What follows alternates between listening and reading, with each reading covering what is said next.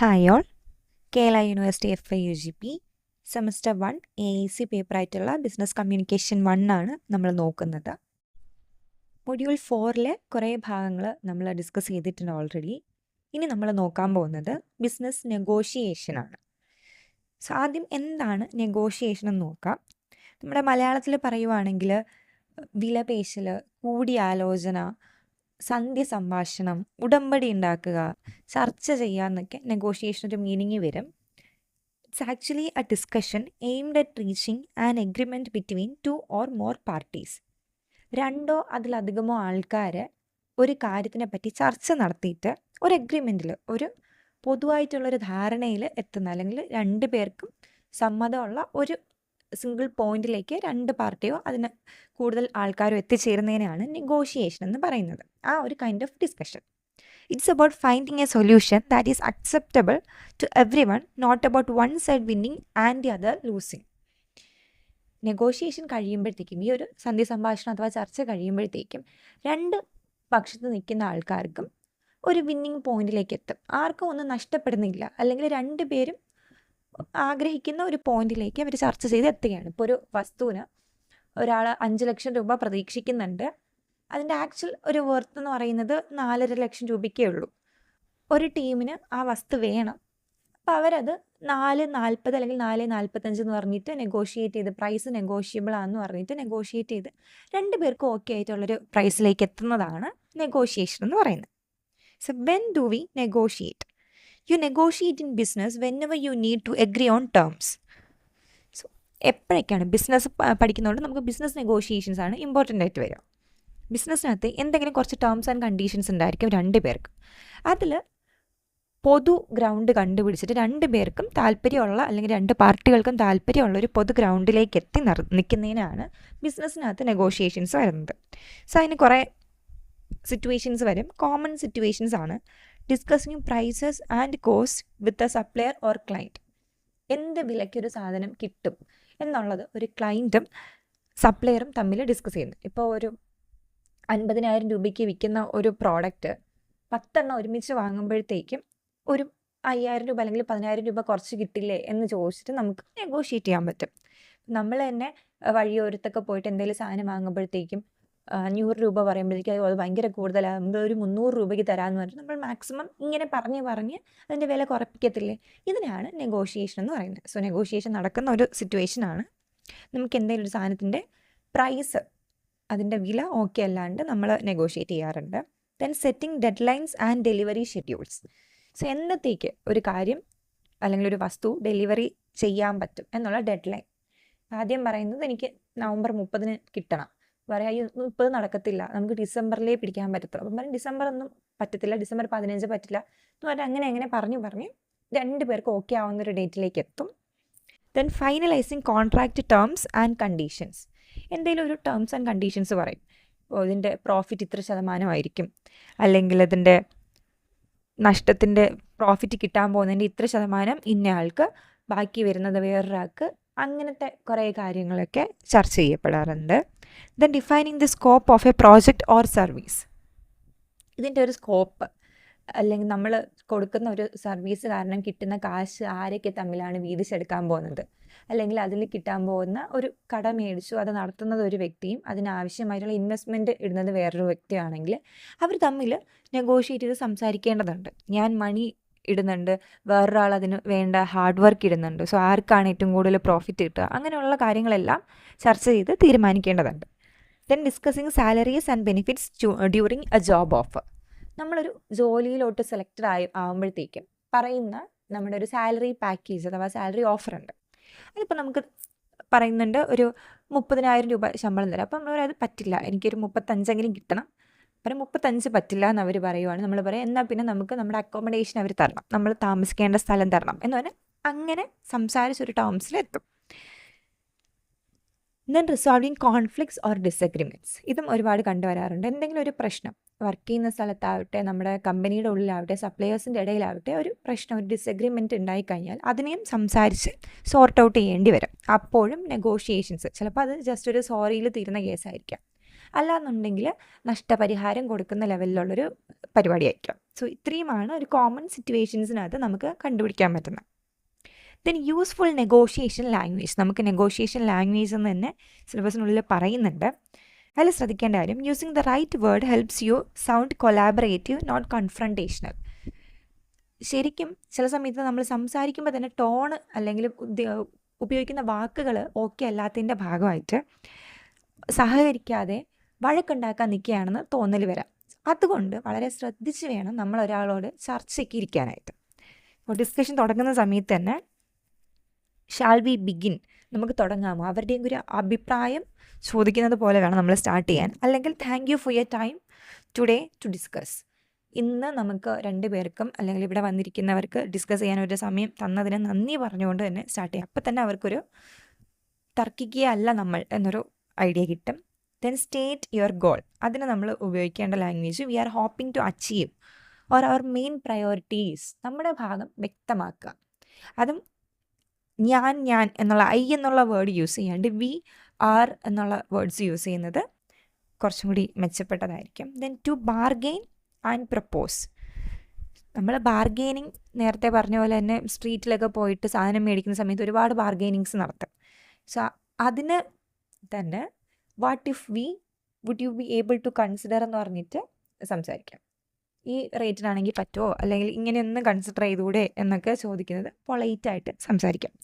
A very effective phrase is if we can agree on X then we could be flexible on Y. അതായത് നിങ്ങളെനിക്ക് സാധനം ഇത്ര രൂപയ്ക്ക്, നിങ്ങളെനിക്ക് ഇപ്പോൾ നമ്മളൊരു സാധനം വാങ്ങാൻ പോകുമ്പോഴത്തേക്കും 500 രൂപ പല സാധനം, നിങ്ങളെനിക്ക് 400 രൂപയ്ക്ക് ഈ സാധനം തരുവാണെങ്കിൽ ഞാൻ 10 എണ്ണം ഒന്നിച്ചെടുത്തോളാം എന്ന് പറയത്തില്ല. അങ്ങനെ വേണം നമ്മൾ ബാർഗെയിൻ ചെയ്യാനായിട്ട്. Then to disagree politely. നമുക്ക് അവർ പറഞ്ഞതിനോട് എതിർപ്പാണ് എന്നിട്ട് നമുക്ക് അവരെ കയറിയിട്ട് ഒന്ന് പോടോ എന്ന് പറഞ്ഞിട്ട് ദേഷ്യപ്പെടാനൊന്നും പറ്റില്ല. We have to understand. നമ്മൾ എന്താ പറയേണ്ടത്, പൊളൈറ്റായിട്ട് വേണം സംസാരിക്കാൻ. I understand your point however or I see it a bit differently. എനിക്കത് ഓക്കെ അല്ല, എനിക്ക് വേറൊരു ഡിഫറെൻറ്റ് വ്യൂ ആണുള്ളത്. അങ്ങനെ പൊളൈറ്റായിട്ട് വേണം നമ്മൾ സംസാരിക്കാൻ. Then to close the deal it seems we have an agreement or let's confirm what we have decided. So ഇനി നമ്മുടെ ഡീൽ ക്ലോസ് ചെയ്യാൻ പോവുകയാണ്. അപ്പോൾ നമ്മൾ പറയും ഇപ്പം നമുക്കൊരു എഗ്രിമെൻ്റ് ഉണ്ട്, അല്ലെങ്കിൽ നമുക്ക് 2 പേർക്കും താല്പര്യമുള്ളൊരു കാര്യത്തിൽ എത്തിയിട്ടുണ്ട്, നമുക്കതുകൊണ്ട് തന്നെ നമ്മുടെ ഡീല് കൺഫേം ചെയ്യാം എന്ന് പറയാൻ പറ്റും. സോ ഇപ്പോൾ പറഞ്ഞതിൽ ഒരു 3-4 അവസരങ്ങളും ആ അവസരങ്ങളിൽ യൂസ് ചെയ്യേണ്ട ഫ്രേസസുമാണ് പറഞ്ഞത്.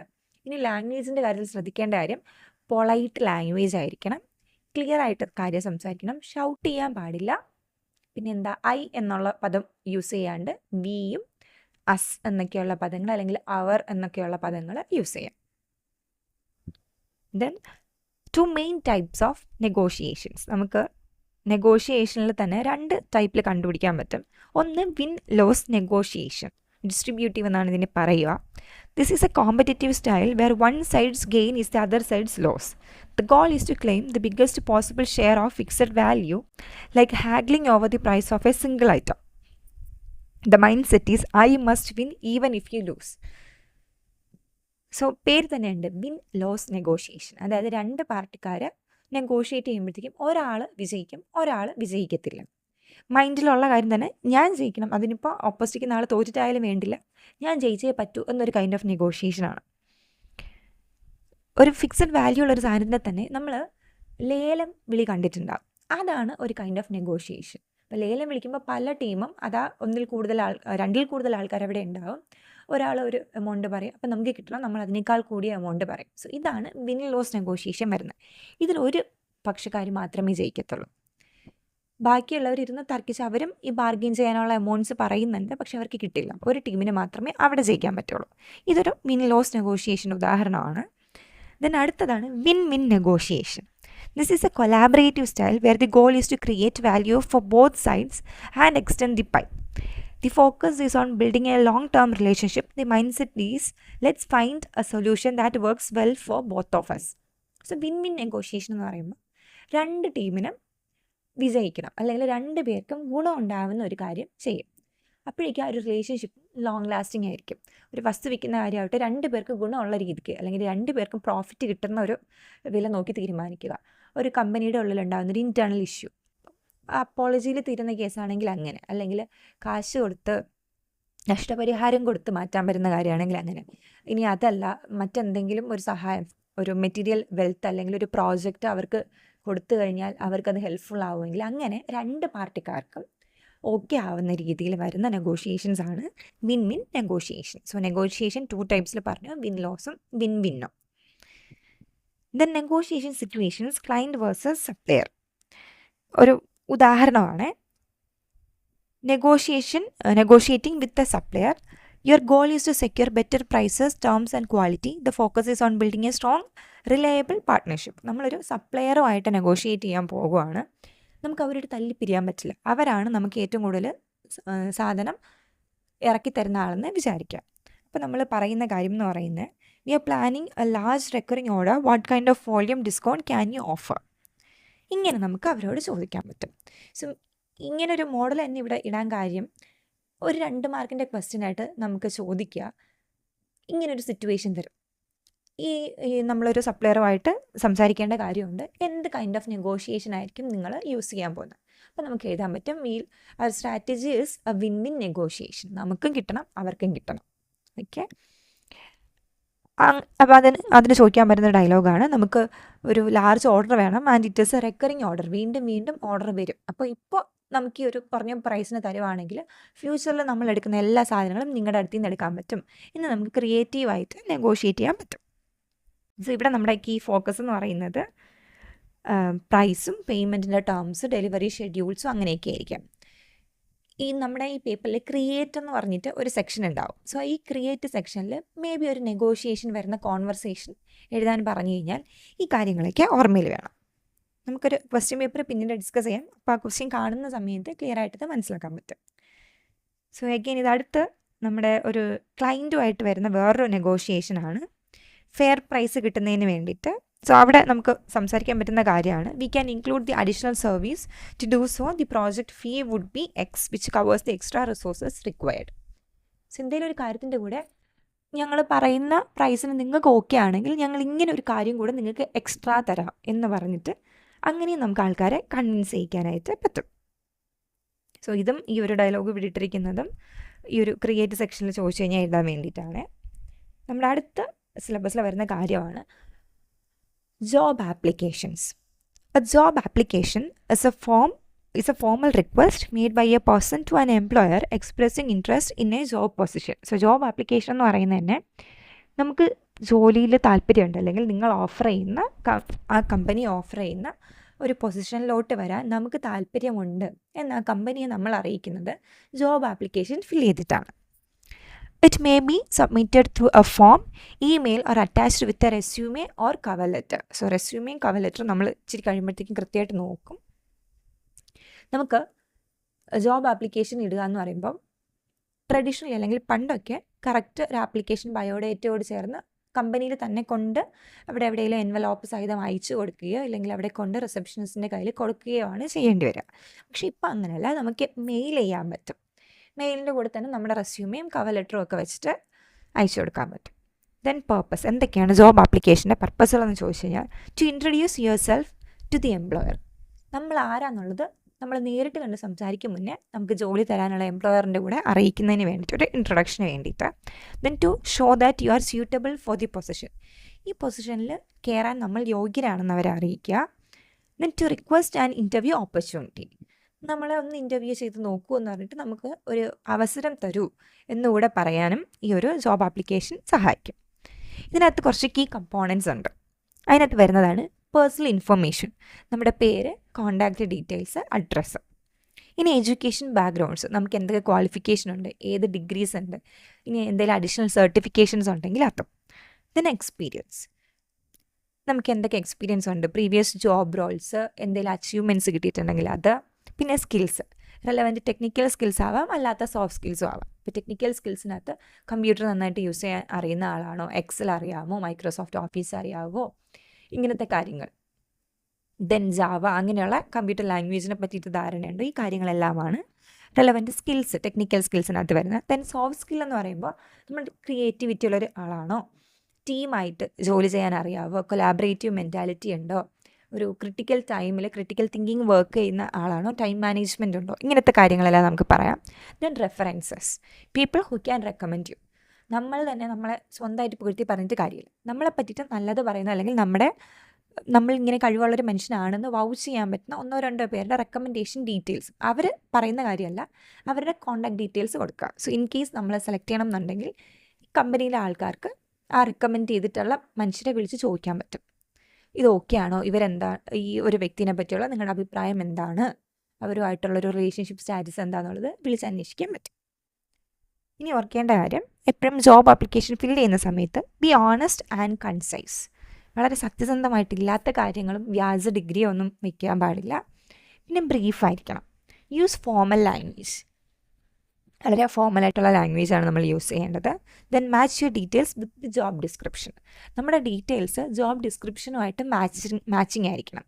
സോ ഒരു മ്യൂസിക് ടീച്ചറിനുള്ള ഒരു ആപ്ലിക്കേഷൻ ഫോമിനകത്ത് നമുക്ക് നന്നായിട്ട് കുക്ക് ചെയ്യാൻ അറിയാം എന്ന് എഴുതി പിടിപ്പിച്ചിട്ട് കാര്യമില്ല. സോ നമ്മുടെ ജോബ് ഡിസ്ക്രിപ്ഷൻ, നമ്മൾ ഏത് ജോലിക്കാണ് അപ്ലൈ ചെയ്യുന്നത് അതുമായിട്ട് ബന്ധമുള്ള രീതിയിലായിരിക്കണം നമ്മുടെ ജോബ് ഡിസ്ക്രിപ്ഷൻ നമ്മൾ ഫില്ലിൻ ചെയ്യേണ്ടത്. ഇനി നോക്കാം റെസ്യൂമെ. വളരെ വളരെ ഇമ്പോർട്ടൻ്റ് ആണ്. ഇത് എഴുതി തന്നെ പഠിക്കുക. ഉറപ്പായിട്ട് നമുക്കൊരു ക്വസ്റ്റ്യൻ എക്സ്പെക്റ്റ് ചെയ്യാം. A resume or CV is a short document that summarizes your education, experience and skills. It acts as your personal marketing tool. So നമ്മുടെ സ്വന്തമായിട്ടുള്ളൊരു മാർക്കറ്റിംഗ് ടൂളാണ് റെസ്യൂമെ. നമ്മുടെ പേഴ്സണൽ ഡീറ്റെയിൽസ് അടങ്ങുന്ന ഒരു ജോബ് ആപ്ലിക്കേഷൻ അയക്കാൻ പറ്റുന്നൊരു ഡോക്യുമെൻറ്റുമാണ് resume. ഇനി അതിൻ്റെ പേർപ്പസ് എന്താണെന്ന് ചോദിച്ചു കഴിഞ്ഞാൽ, to provide the employer with a quick overview of your qualifications. നമ്മുടെ കുറച്ച് പേഴ്സണൽ ഡീറ്റെയിൽസും ക്വാളിഫിക്കേഷനും എംപ്ലോയറിന് ഒരു ക്വിക്ക് ഓവർവ്യൂ കിട്ടാനാണ്. വളരെ ഡീറ്റെയിൽ ആയിട്ടുള്ളതല്ല, പക്ഷെ പെട്ടെന്ന്. അപ്പോൾ ഡിഗ്രിയുള്ള അല്ലെങ്കിൽ ഇംഗ്ലീഷ് ഡിഗ്രി ഉള്ള ആൾക്കാരെയാണ് ഒരു ജോബിന് വേണ്ടിയിട്ട് വിളിക്കുന്നത്. സോ റെസ്യൂമെ കാണുമ്പോഴത്തേക്കും അതിനകത്ത് തന്നെ ഇംഗ്ലീഷ് ഡിഗ്രി ഉള്ളവരെ മാത്രം അവർക്ക് എന്ത് ചെയ്യാൻ പറ്റും, ഫിൽറ്റർ ചെയ്തെടുക്കാൻ പറ്റും. Then to convince them to call you for an interview. പിന്നെ റെസ്യൂമെ കണ്ടു കഴിഞ്ഞാൽ അവർക്ക് നമ്മളെ വിളിക്കാൻ തോന്നാം ഈ ജോലിയിലേക്ക്. അതിൻ്റെ ഒരു ഇൻ്റർവ്യൂവിനെങ്കിലും നമ്മളെ വിളിക്കാൻ തോന്നുന്നത് റെസ്യൂമെ കണ്ടിട്ടായിരിക്കും. Then types of resumes. 1, chronological resume. It list experience from most recent to oldest.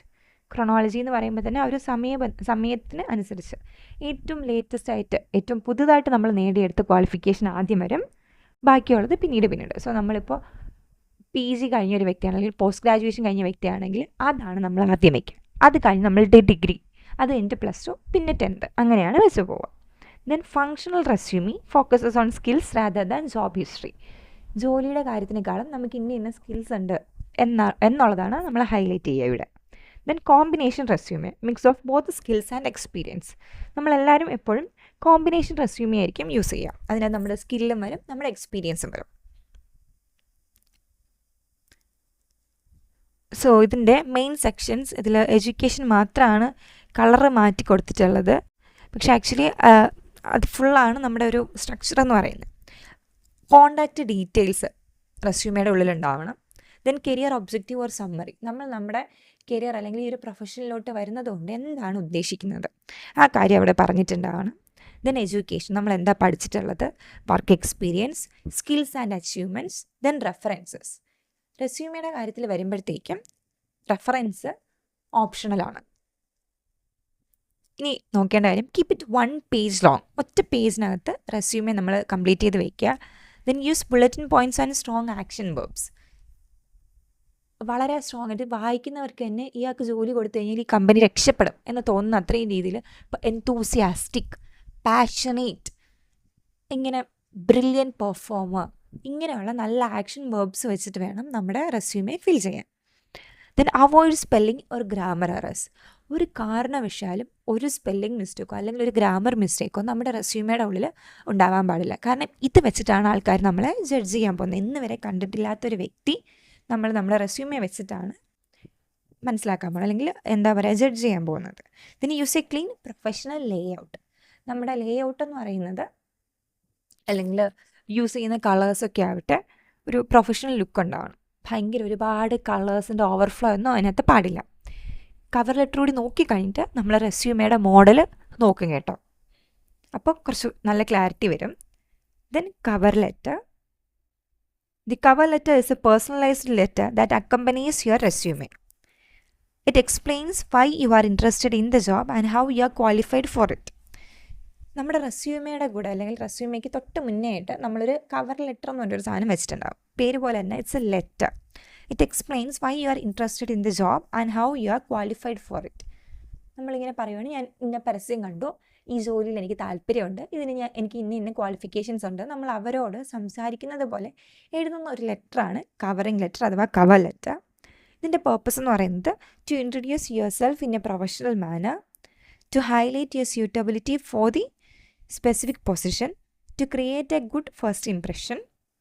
So ആദ്യം നമ്മളെ തന്നെ ഒരു പ്രൊഫഷണൽ സെറ്റപ്പിൽ അവരോട് ഇൻട്രൊഡ്യൂസ് ചെയ്യുക. പിന്നെ നമ്മൾ എന്തുകൊണ്ട് ഈ ജോബിന് സ്യൂട്ടബിളായി എന്നുള്ളത് വ്യക്തമാക്കാൻ. Then to create a first good impression. നമുക്ക് വളരെ നല്ലൊരു ഇംപ്രഷൻ കിട്ടിയാൽ മാത്രമേ അവർ നമ്മളെ വീണ്ടും എന്ത് ചെയ്യത്തുള്ളൂ, ആ ഒരു പ്രോഗ്രാമിലേക്ക് വേണ്ടിയിട്ട് നമ്മളെ സെലക്ട് ചെയ്യത്തുള്ളൂ. Then structure. കവറിങ് ലെറ്ററിൻ്റെ സ്ട്രക്ചർ എന്ന് പറയുന്നത് ആദ്യം നമ്മുടെ ഹെഡറായിട്ട് നമ്മുടെ കോണ്ടാക്റ്റ് ഇൻഫോയും ഡേറ്റും, നമ്മുടെ പേരും നമ്മുടെ mobile number, email I D, അതൊക്കെ. പിന്നെ നമ്മുടെ address, salutation, address the hiring manager by name if possible. നമുക്ക് പേര് അറിയുന്ന വ്യക്തിയാണെങ്കിൽ പേര് വെച്ച് തന്നെ അഡ്രസ്സ് ചെയ്യാം, ഇല്ലെങ്കിൽ സർ ഓർ മാഡം എന്ന് തന്നെ ചെയ്യാം. Then introduction, mention the job you are applying for and where you found it. ഏത് ജോലിക്കാണ് നമ്മൾ അപ്ലൈ ചെയ്യാൻ പോകുന്നത്, പിന്നെ എങ്ങനെയാണ് അതിനെപ്പറ്റി അറിഞ്ഞത്. നമ്മുടെ അടുത്ത് ബോഡി പാരഗ്രാഫ്, ഇതൊരു കറക്റ്റ് നമ്മുടെ ഒരു ഫോമൽ ലെറ്ററാണ്. അതിനകത്ത് നമ്മുടെ സ്കില്ലിനെ പറ്റിയിട്ടും എക്സ്പീരിയൻസിനെ, നമുക്കുള്ള എക്സ്പീരിയൻസിനെ പറ്റിയിട്ടും എല്ലാം ഈ ഒരു ഭാഗത്ത് മെൻഷൻ ചെയ്യുക. അത് കഴിഞ്ഞിട്ട് നമുക്ക് ഏറ്റവും താല്പര്യമുണ്ട് ഇങ്ങോട്ട് വരാൻ വേണ്ടി, അതുകൊണ്ട് തന്നെ ഒരു ഇൻ്റർവ്യൂവിന് പങ്കെടുക്കാനും താല്പര്യമുണ്ട് എന്നുള്ള രീതിയിൽ പറഞ്ഞിട്ട് അവസാനിപ്പിക്കുക. പിന്നെ സിഗ്നേച്ചർ ഒരു സിൻസിയർലി അല്ലെങ്കിൽ ഫെയ്ത്ത്ഫുള്ളി എന്ന് പറയുന്ന രീതിക്ക് തന്നെ ആ ലെറ്റർ അവസാനിപ്പിക്കുക. Then personalise for each job. ഒരു ജോലിക്ക് വേണ്ടി ഇപ്പം നമുക്ക് 3-4 ക്വാളിഫിക്കേഷനുള്ളൊരു വ്യക്തിയാണ്, എനിക്ക് എന്തെങ്കിലും കമ്പ്യൂട്ടറിൽ സർട്ടിഫൈഡ് കോഴ്സസ് ഉണ്ടെങ്കിൽ ആ ഒരു ജോബ് റോളിലേക്ക് വേണ്ടിയിട്ട്, ഒരു കമ്പ്യൂട്ടർ അസിസ്റ്റൻ്റായിട്ട് വരുന്ന ഏതെങ്കിലും ഒരു ജോലിക്ക് വേണ്ടിയിട്ട് പ്രിപ്പയർ ചെയ്യുന്ന കവറിങ് ലെറ്റർ ആയിരിക്കില്ല. നമ്മുടെ ഡിഗ്രിക്ക് ഇംഗ്ലീഷ് ഡിഗ്രി എടുത്തിട്ട് ഒരു കമ്മ്യൂണിക്കേറ്റീവ് ഇംഗ്ലീഷിൻ്റെ ഒരു ടീച്ചർ ആവാൻ വേണ്ടിയിട്ട് പോകുകയാണെങ്കിൽ അതിന് എഴുതേണ്ട കവറിങ് ലെറ്റർ വേറെയാണ്. അപ്പോൾ ഓരോ തവണയും പേഴ്സണലൈസ് ചെയ്യുക. Then show enthusiasm and confidence. ലെറ്ററിൽ തന്നെ നമ്മൾ വളരെ താല്പര്യത്തോടെയാണ് ഈ ജോലിക്ക് അപ്ലൈ ചെയ്യുന്നതെന്ന് മനസ്സിലാക്കുന്ന രീതിയിൽ ലെറ്റർ എഴുതുക. ദെൻ അടുത്തതാണ് CV. ഇതിൻ്റെ ഫുൾ ഫോം വളരെ ഇമ്പോർട്ടൻ്റ് ആണ്, സ്പെല്ലിംഗ് എഴുതി തന്നെ പഠിക്കണം. കരിക്കുലം വിറ്റെ, VITAE എന്നാണ് ഇതിൻ്റെ സ്പെല്ലിങ് വരിക, which is Latin for course of life. അപ്പോൾ നമ്മുടെ ജീവിതത്തിൽ സംഭവിച്ച കാര്യങ്ങളെല്ലാം വളരെ ഡീറ്റെയിൽ ആയിട്ട് വരുന്ന സാധനമാണ് CV അഥവാ കരിക്കുലം വിറ്റെ. 1 മാർക്കിന് ചോദിച്ച് കണ്ടിട്ടുണ്ട്, അതുകൊണ്ടാണ് അത് അത്രയും ഇമ്പോർട്ടൻ്റ് ആയിട്ട് പറയുന്നത്. കരിക്കുലം വിറ്റെ എന്നുള്ളത് മറക്കാനേ പാടില്ല. A detailed comprehensive document that presents a full history of